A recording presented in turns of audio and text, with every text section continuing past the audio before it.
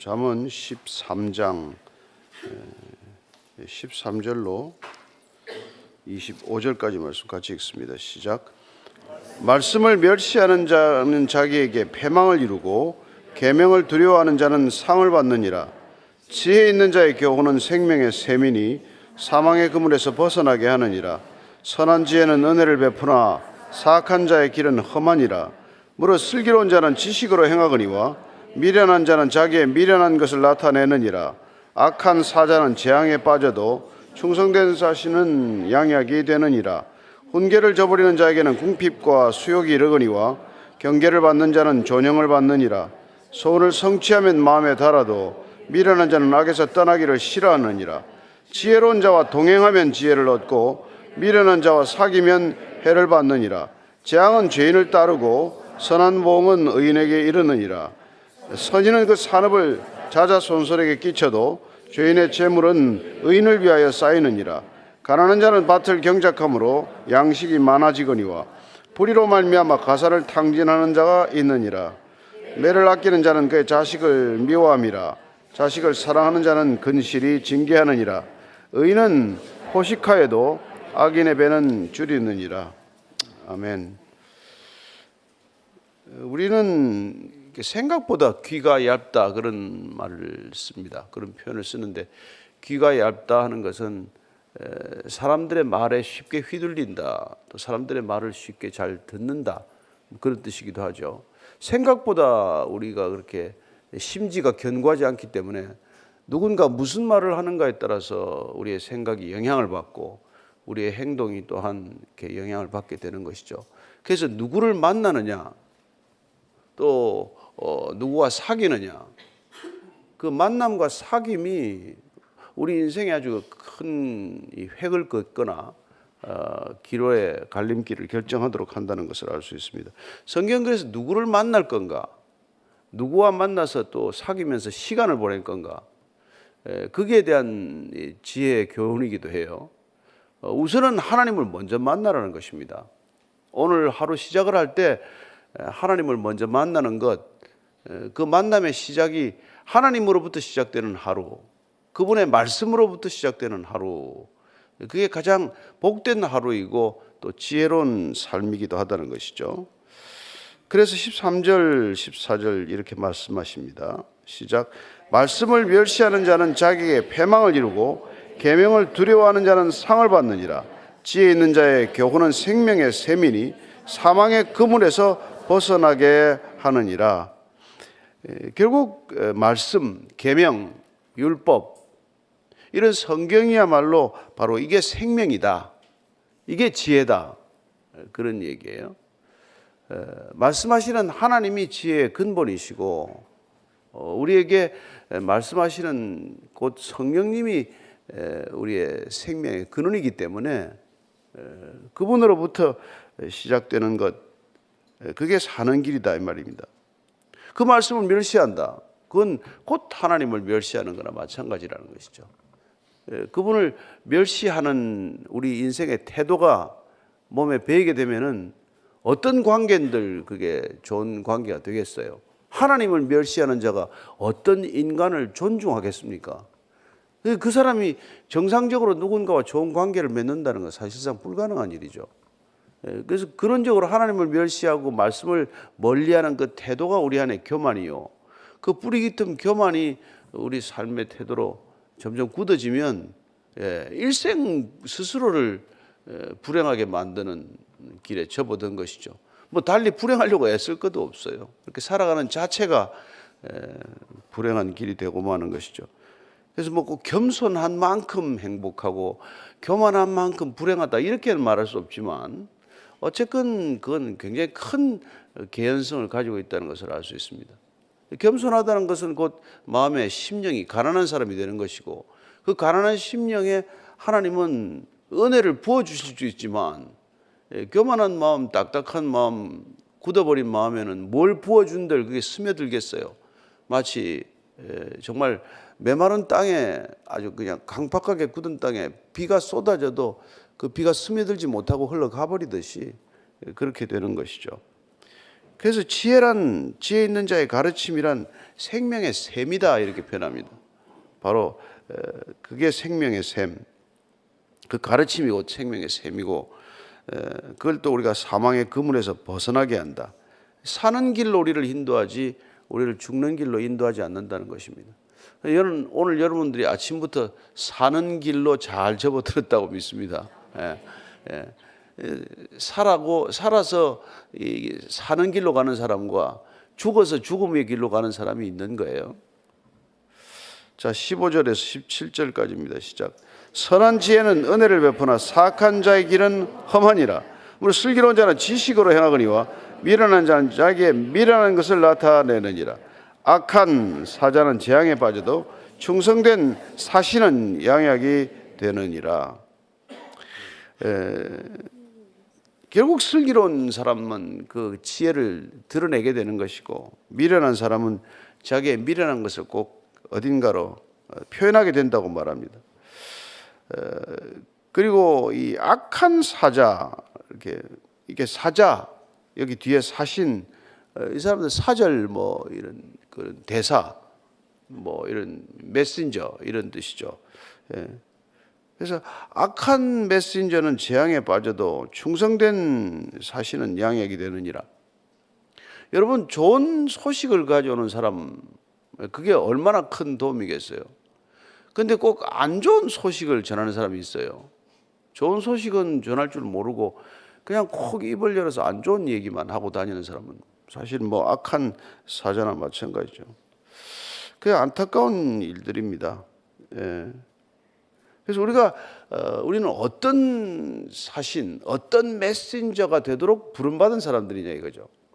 하나님께서 결국은 우리를 통해서 하나님의 메시지를 전할 터인데, 우리를 좋은 메신저가 되게 하면 우리가 전하는 메시지를 통해서 누군가에게 또 좋은 일이 일어나지 않겠습니까? 그래서 저와 여러분들은 좋은 사자, 좋은 사신으로 부름받은 사람이다 이 말이죠. 그래서 고린도후서 5장 20절 21절은 이렇게 말합니다. 그러므로 우리가 그리스도를 대신하여 사신이 되어 하나님이 우리를 통하여 너희를 권면하시는 것 같이 그리스도를 대신하여 간청하노니 너희는 하나님과 화목하라. 하나님이 죄를 알지도 못하신 이를 우리를 대신하여 죄로 삼으신 것은 우리로 하여금 그 안에서 하나님의 의가 되게 하려 하심이라. 저는 하나님께서 우리를 부르셔서 의롭게 하신 까닭은 이 의로운 사신이 되게 하신 것이고, 의로운 사절, 대사, 좋은 말로 하면 제사, 우리가 하늘의 대사가 된 것이죠. 하늘의 대사는 하늘의 뜻을 전하는 사람 아닙니까? 대사는 자기 소리 하고 다니는 사람이 아니잖아요. 자기 이익을 위해서 움직이는 사람이 아니지 않습니까? 그러니까 하나님께서 우리를 사신으로 삼았다, 그리스도의 사신으로 삼았다는 것은 엄청난 일이죠. 저와 여러분들의 삶의 모든 지경과 목적이 바뀌는 일이란 말이에요. 그래서 참 우리의 삶의 지경을 넓혀주시는 것을 경험하게 됩니다. 로마서 2장 24절 한번 같이 읽습니다. 시작. 기록된 바와 같이 하나님의 이름이 너희 때문에 이방인 중에서 모독을 받는도다. 그러나 우리가 사신 대사로서의 역할을 잘 못하면은 우리를 파견하신, 파송하신 하나님이 이게 모독을 받는다. 하나님께 우리가 누가 되는 삶이 되는 것이고, 하나님을 욕먹게 만드는 게 우리 입에 달린 것이고, 우리가 전하는 메시지에 달렸단 말이죠. 그러니까 우리가 어떤 말을 하고 다니느냐, 어떤 행동을 하고 다니느냐에 따라서 하나님 살아계심을 증거할 수도 있고, 하나님 욕먹게 할 수도 있고 그런 것이죠. 마치 자녀들이 부모 정말 덕을 끼치는 자녀가 있는가 하면 부모 욕을 먹게 하는 자녀가 있는 것과 마찬가지죠.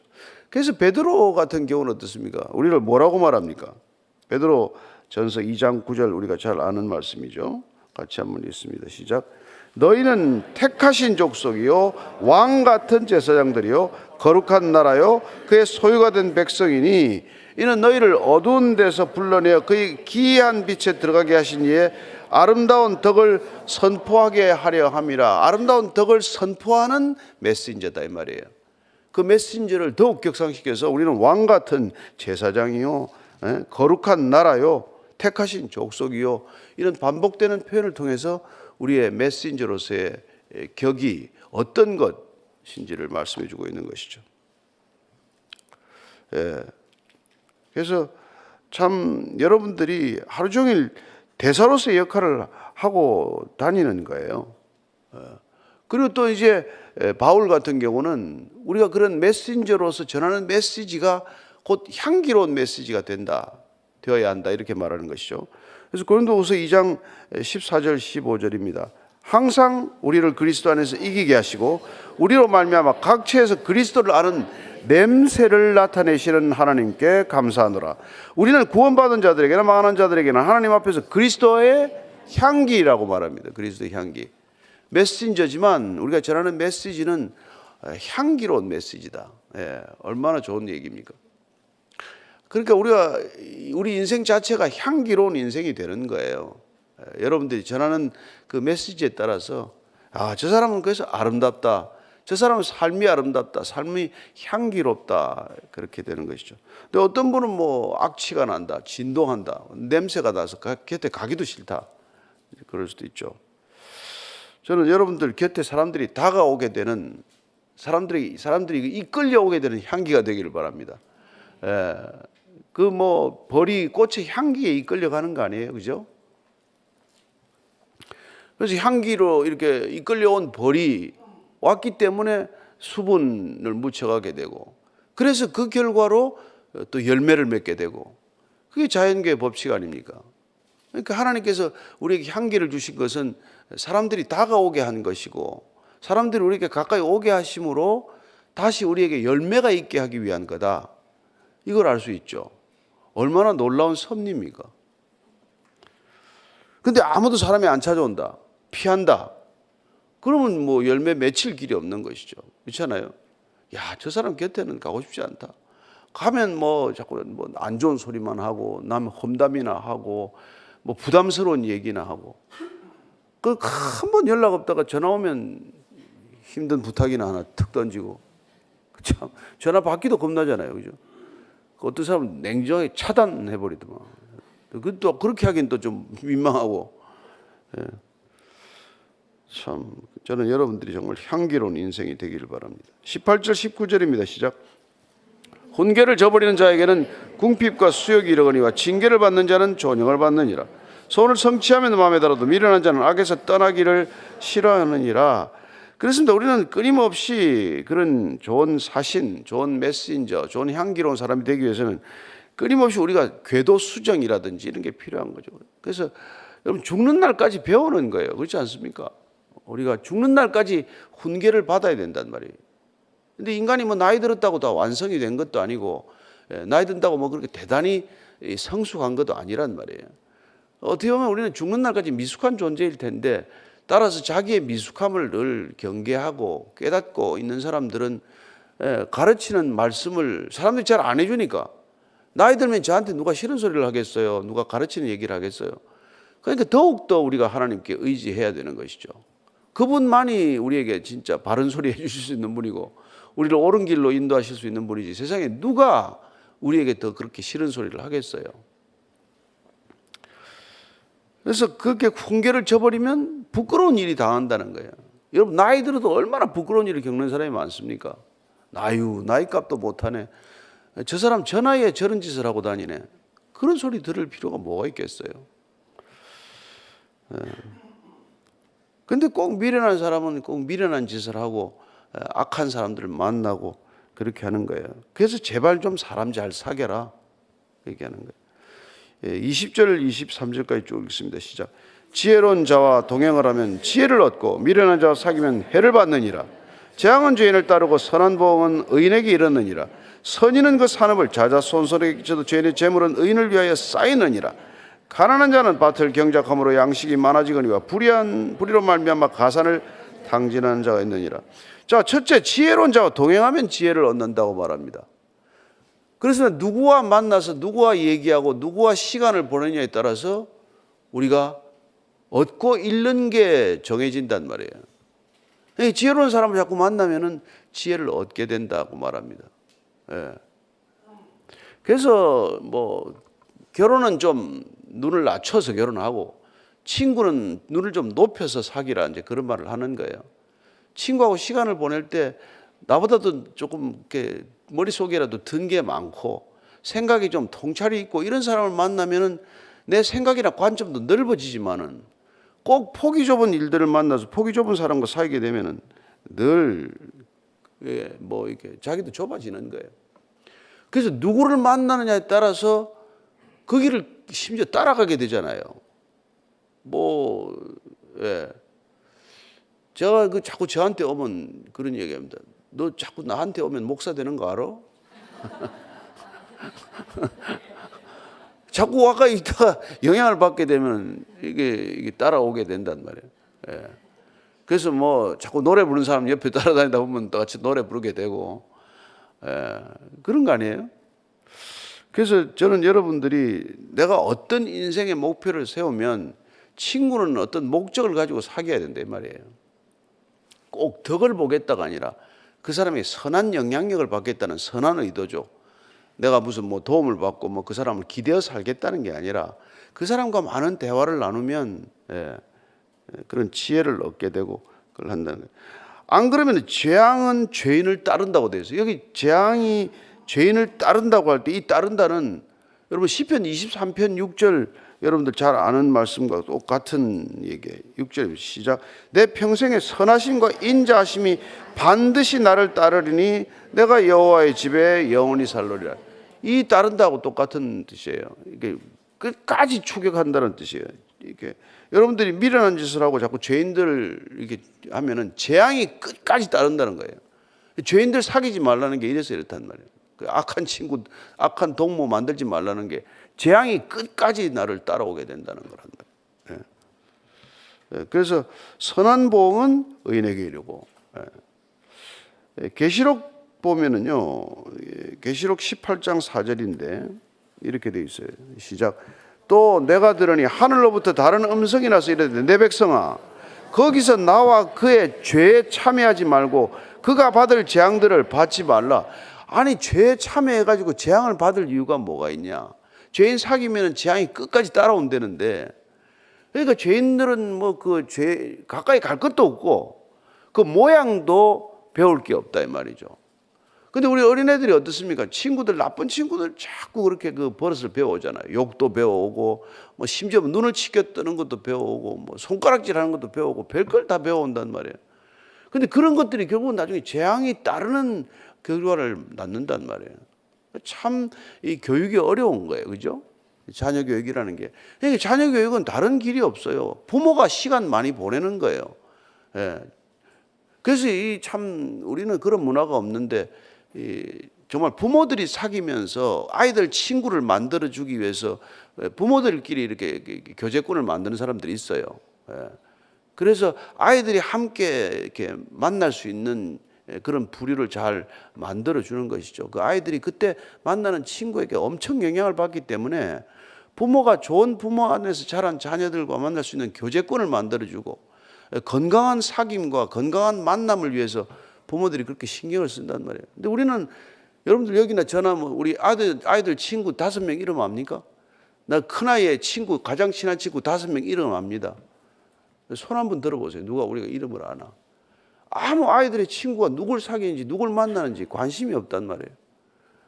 뭐 하긴 우리 친구도 별로 없으니까 뭐 그럴 수도 있겠지만은. 그런데 그렇게 하기 때문에 이게 아이들이 제멋대로 사귀다가 제멋대로 빠져드는 거란 말이에요.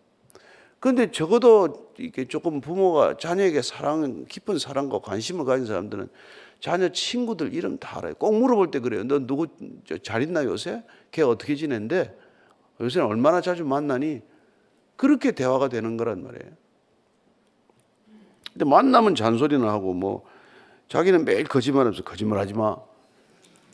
그러니 뭐 애들이 뭐 빗나가는 건 뻔한 거죠. 선인은 그 산업을 찾아 손손에 끼쳐도 죄인의 재물은 의인을 위하여 쌓인다. 이게 얼마나 참 이게 실현되면 좋겠습니까? 죄인들이 재물을 잔뜩 쌓는데 저게 다 의인들의 것이 된다네. 그런데 이걸 믿으셔야 합니다. 죄인들은 그 재물 쌓느라고 죄만 짓지만 그러나 그 죄인들의 재물은 결국 의인들에게 돌아간단 말이에요. 사실 뭐 록펠러나 무슨 미국의 유명한 재벌들이 착하게 살지 않았습니다. 그 엄청난 노동 탄압도 하고 뭐 별로 좋지 않게 다 한 게 재물이에요. 근데 결국은 뭐 록펠러 센터 세우고 뭐 대학에 기부하고 하니까 그거 다 의인들에게 돌아가는 거 아니에요? 예. 지가 다 쓰지도 못할 돈인데. 그러니까 뭐 돈이 있고 없고 그거 가지고 너무 그렇게 스트레스 받을 거 없다는 거예요. 예? 예. 시편 우리가 73편에 보면은 우리의 마음을 아주 달래주는 아주 좋은 말씀이 있다 이거죠. 시편 73편 2절 3절입니다. 시작.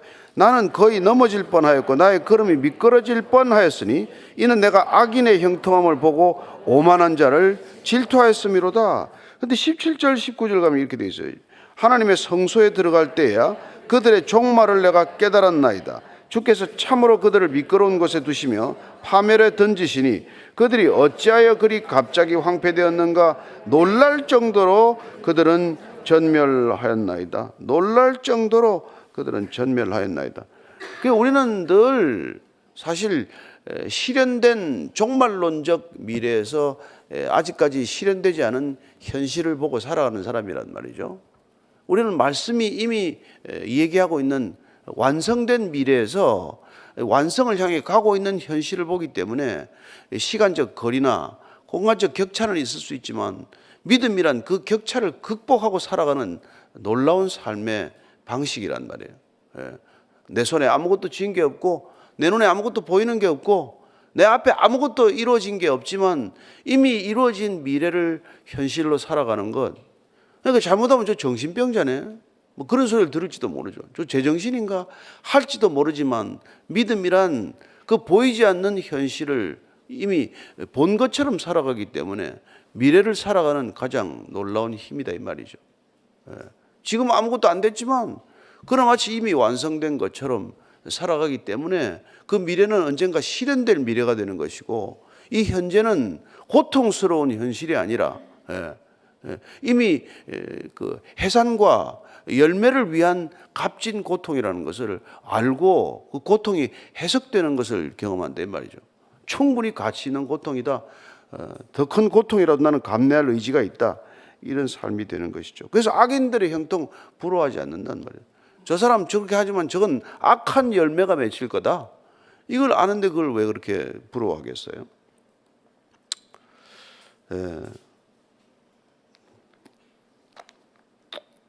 그래서 여러분들이 좀 힘들더라도 정말 데살로니가 전서 5장 3절 보면 이렇게 돼 있어요. 같이 읽습니다. 그들이 평안하다 안전하다 할 그때 임신한 여자에게 해산의 고통이 이름과 같이 멸망이 갑자기 그들에게 이르니 결코 피하지 못하리라. 멸망이 갑자기 임할 때가 있다는 거예요. 여러분 소나기가 갑자기 올 때가 있습니다. 그죠? 구름의 무게를 이기지 못하면 갑자기 온단 말이에요. 그래서 우리는 정말 그런 것들에 너무 영향을 받지 않게 되기를 바랍니다. 자, 24절 읽습니다. 시작. 매를 아끼는 자는 그의 자식을 미워함이라. 자식을 사랑하는 자는 건실히 징계하느니라. 의인은 포식하여도 악인의 배는 줄이느니라. 이 뭐 또 자녀 교육에 관한 얘기에 매를 아끼지 말라 이 얘기 나오는데 뭐 초달이라고 그러죠. 지금이야 뭐 우리 매 잘 안 들잖아요. 근데 옛날에는 다 집집마다 매가 있었어요. 회초리 같은 거 만들어 놓고 그 회초리 없으면 뭐 얄구정거로 때리다가 애들 다치기도 하고 이랬는데 이게 반드시 교육용 매가 있어야 되는 거예요. 근데 그건 말귀를 못 알아듣는 아이들에게 하는 거예요, 사실은. 그러니까 말이 통하면 끊임없이 대화가 되면 대화로 본인 자신의 죄를 인정할 때까지 대화해야 마땅하지만 말을 못 알아들 때는 그게 맞는 것 수밖에 없죠. 근데 그걸 아끼면은 자식을 미워하는 거라고 말한다. 자식을 미워하기 때문에 자식이 다 해달라는 대로 다 해주는 거예요. 그래서 뭐 게임 하겠다면 게임하고 뭐 이거 사겠다면 뭐 핸드폰 바꿔주고 그러다가 뭐 애 나중에는 통제불능의 애로 만들어 놓고 사실은 부모가 자식을 원망하는 거 아니에요? 자기가 뿌린 씨앗이죠 뭐. 얼마나 참 이게 안타깝습니까? 그러나 이미 뭐 감당할 수 없는 상황에 접어들고 만 거죠. 히브리서 12장 6절 8절인가요? 한번 히브리서 찾아보죠. 히브리서 12장 6절 8절 한번 읽고 마치도록 하겠습니다. 자, 히브리서 12장 6절에서 8절까지는 진짜 주께서 그 사랑하시는 자를 징계하시고 그가 받아들이시는 아들마다 채찍질남이라 하셨으니 너희가 참으면 징계를 받기 위함이라.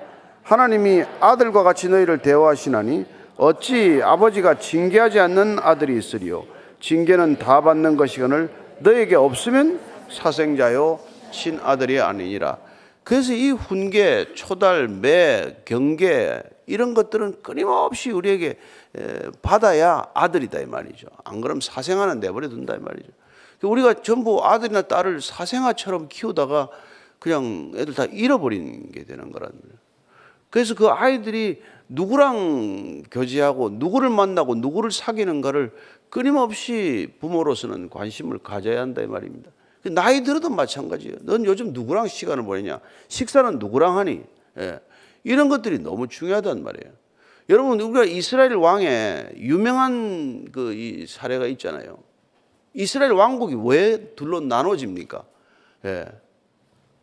르호보암이 결국은 친구들을 잘못 사귀어 그런 거란 말이에요.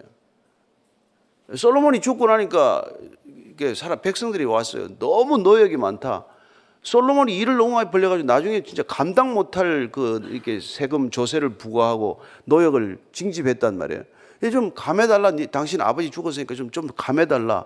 그랬더니 솔로몬의 충신들이 와서 그 백성들 말 들어야 됩니다. 그런데 누구예요? 이 르호보암이 어려서부터 사귀었던 친구들 말을 들었는데 그놈들이 뭐라 그래요? 아이고 뭐 한번 읽고 지나갈까? 못할 말을 하는 이 못된 놈들이 말이죠. 예? 예. 함께 자라난 소년들이 왕께 아뢰이르되 이 백성들이 왕께 아뢰기를 왕의 부친이 우리의 멍에를 무겁게 하였으나 왕은 우리를 위해 가볍게 하라 했은즉 왕은 대답하기를 내 새끼 손가락이 내 아버지의 허리보다 굵으니 내 아버지께서 너에게 무거운 멍에를 매게 하였으나 이제 난 너희의 멍에를 더욱 무겁게 할지라. 내 아버지는 채찍으로 너희를 징계하였으나 나는 천갈 채찍으로 너희를 징계하리라. 이놈이 죽으려고 환장을 해도 이런 놈이 다 나라가 쪼개진 거 아닙니까? 나라를 멀쩡한 아버지한테 물려받은 나라를 둘로 쪼개놨단 말이에요. 친구들 잘못 사귀어가지고 이 말이 돼요? 예. 역대하 24장 보면은요, 예, 여호야다가 왕으로 세운 7살의 왕에 세우는 친구가 있어요. 요아스가 어릴 때는 이 여호야다 말을 잘 들었어요. 여호야다 제사장이 죽고 나니까 또 쥐또래 얘기를 듣고 방백들 얘기를 듣다가 결국은 어떻게 돼요? 여호야다 아들 제사장 스가랴를 성전에서 돌로 쳐 죽이고 이놈이 또 우상 숭배를 시작하더니 결국 아람 군대에 패하는 꼴을 맞아요. 다 뺏기고 결국 본인은 전장에서 다쳤다가 이 부하들한테 모살당해 죽어요. 침대에 누워있다 죽어요. 누구를 사귀느냐가 자기 개인의 불행이 아니란 말이에요. 나라의 불행이에요. 지금 정치권은 다릅니까? 또래끼리들 모여가지고 정말 밤낮 없이 쑥덕거리다가 나라 거들내는 일들이 한두 번 있습니까? 누구를 만나냐? 그게 내 개인의 문제가 아니라 이웃에까지 피해를 주는 일이 된다 이 말이죠. 그래서 저희들 오늘 여러분들이 한번 아침 기도하면서 나는 누구를 위해 기도해야 되나? 어떤 친구를 위해서 기도해야 되나? 나는 어떤 만남과 관계를 지속할 것인가? 어떤 만남과 사귐은 좀 정리를 해야 될 것인가? 그런 오늘 분별의 아침이 되기를 바랍니다. 같이 한번 기도하겠습니다. 하나님 아버지, 인생 만나서 몇 사람 안 만나고 몇 사람 안 사귀는 것 같지만 그러나 단 한 사람의 만남과 단 한 사람의 사귐이 우리 인생 전체를 뒤흔들 수도 있고 정말 구원의 길, 생명의 길로 인도할 수 있음을 들었습니다. 하나님, 우리가 예수님 만나서 인생 다 바뀐 사람들입니다. 이 바뀐 인생, 놀라운 변화, 이 변화를 누군가에게 전할 수 있는 열매가 되도록 주님께서 친히 인도하시는 만남 만나게 하시고 주님께서 허락하시는 사귐 사귀게 하여 주옵소서. 하나님, 사랑하는 자녀들의 만남과 사귐에 정말 주목하기를 원합니다. 누구를 만나는지 누구와 사귀는지 늘 관심을 갖고 지켜보는 부모가 되게 하시고 또 그 만남과 사귐에 좋은 얘기, 좋은 교훈, 좋은 경계를 가르쳐 줄 수 있는 부모가 되게 해 주옵소서. 일생 동안 그 만남과 사귐이 지속되는 것 주님께서 원하시는 줄로 믿습니다. 정말 다윗과 요나단의 만남과 사귐처럼 일생 내 자신을 주어도 아깝지 않은 그런 관계가 있게 하시고 그런 관계를 통해서 이 땅에 숱하게 아름다운 열매들이 되게 하시고 아름다운 향기가 되게 하여 주옵소서. 하나님, 악취가 진동하는 세상입니다. 그저 이해관계에 따라 만났다가 헤어졌다가 하는 관계입니다. 그러나 주님께서 허락하시는 소중하고 영원한 만남들이 영원하고 깊은 사귐 되게 하여 주시옵소서.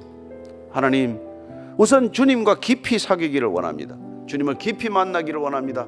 그리고 주님께서 허락하시는 사람과 깊고 깊은 만남과 사귐 허락하여 주옵소서.